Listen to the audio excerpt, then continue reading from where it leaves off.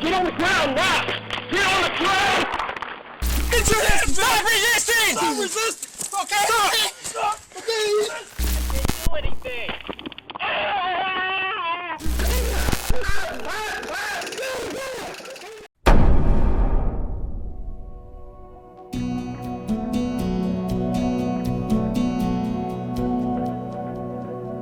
The officer that clipped me with the car walks past me and kicks me in my face.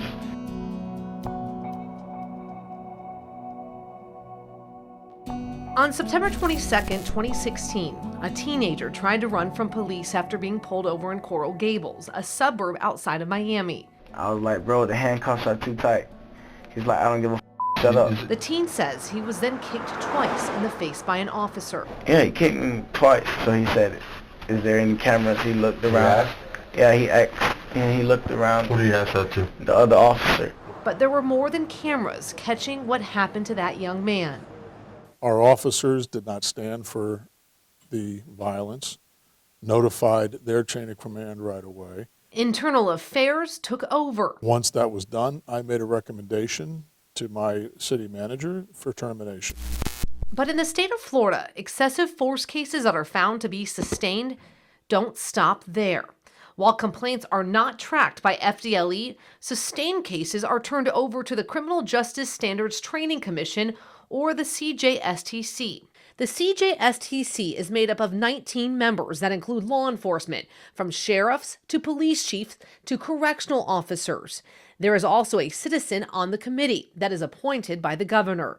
The commission oversees an officer's discipline if an IA investigation sustains a moral character violation, which includes excessive use of force. They decide whether an officer loses their certification, which allows them to work as law enforcement in the state of Florida. So like we mentioned in the case of Coral Gables, The final order.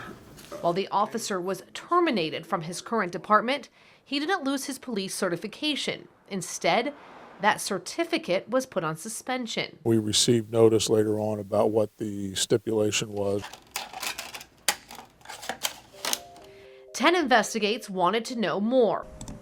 We requested data showing every time an excessive force case of an officer was sustained from the Florida Department of Law Enforcement, and we dug in for 6 months.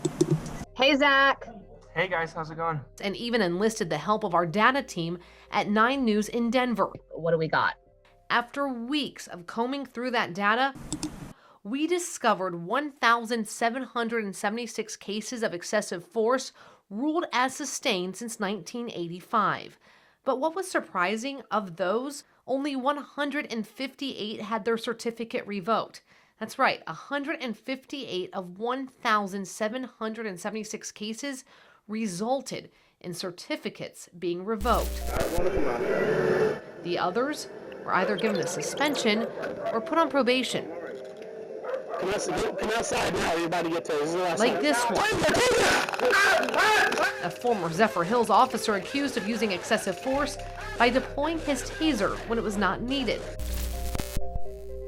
Then there was this case in Manatee County, where a deputy struck an inmate with his knee multiple times while the inmate was being held down on the floor. What message does that send? It becomes sometimes a difficult decision. Tommy Ford is the current Bay County Sheriff. State your full name and the agency you represent. And the chair of the CJSTC. You know, I can't speak to prior commissions and what happened then, but I know that the group we have takes it very seriously and certainly realizes the public sentiment on those issues and really works hard to make the right decision.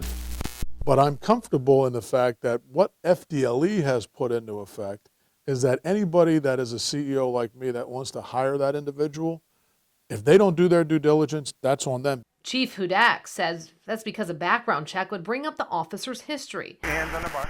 But 10 Investigates found some officers disciplined for excessive force continue to work at their current agency Hands on the bar, man. or move to other agencies and continue to work.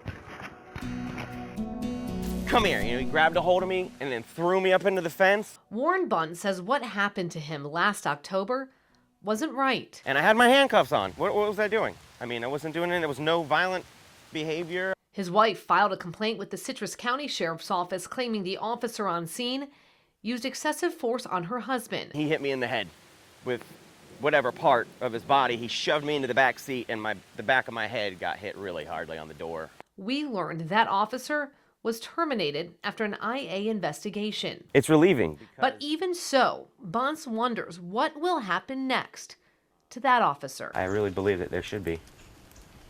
Yeah. More discipline, Absolutely. more action taken against Yeah. officers that commit excessive force. Just more, yeah, they need more training, it sounds like. And I sat through one of those meetings and saw firsthand how this committee comes to a decision. One sheriff even noting during that meeting, we have to hold the officers to a higher standard.